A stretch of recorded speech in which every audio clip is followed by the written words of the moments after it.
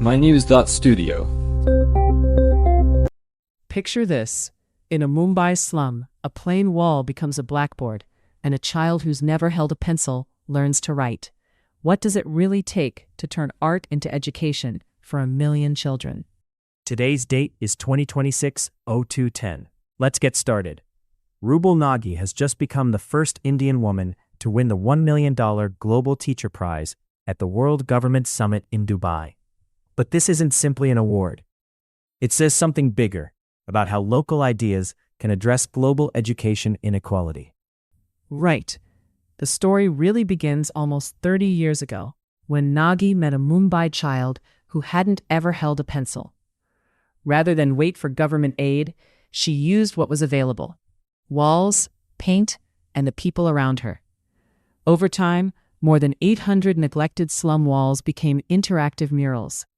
These became the living walls of learning, teaching everything from the alphabet to environmental science. But it's not just about painting. What stands out is her approach. She didn't bring in outside teams to run these centers. Instead, she trained and paid more than 600 local volunteers and educators. Why is that such a critical point? It's central. Involving local residents builds trust. These classes fit around families' work schedules, so children could join without missing out on helping at home or earning income. And when art becomes a lesson, learning isn't hidden away. It's everywhere. You don't have to walk into a classroom. The whole neighborhood becomes the classroom. Was there pushback at first? Usually, education programs have trouble gaining ground, especially where daily survival takes priority.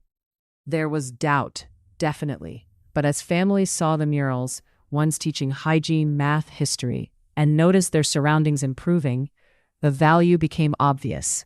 This wasn't only about learning to read and write. It was about dignity. Plus, the project included psychosocial support and life skills training, which helped bring in children who'd never attended school before. And the numbers.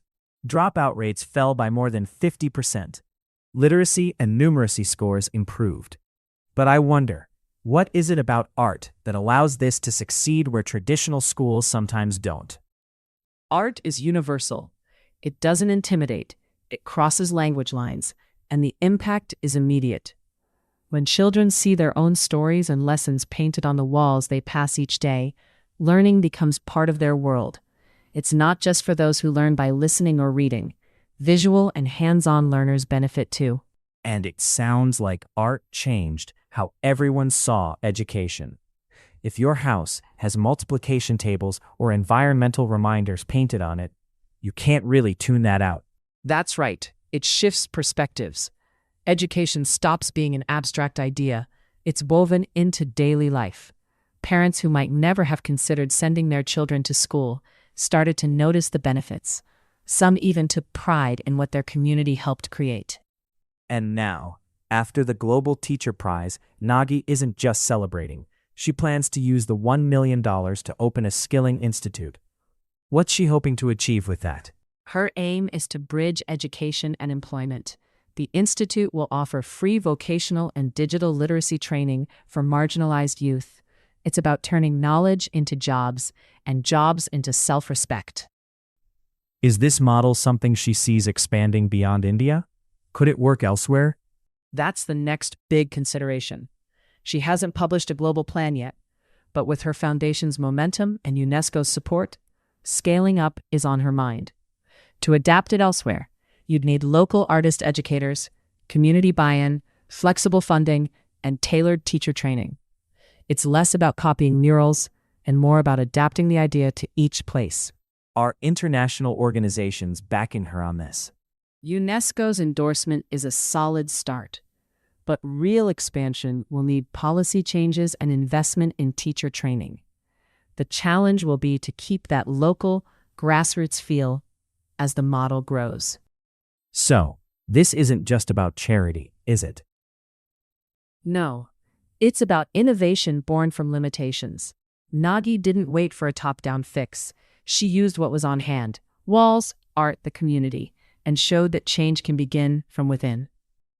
And for anyone listening, there's a question that remains: what can we do, using what we already have, to close education gaps where we live?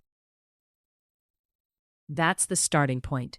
Nagi's story reminds us that meaningful solutions often come from within communities. Thank you for being here as we explored how a wall became a classroom and how a child without a pencil became the first of many to learn. Thanks for tuning in. This episode was brought to you by mynews.studio. Give it a try, free today.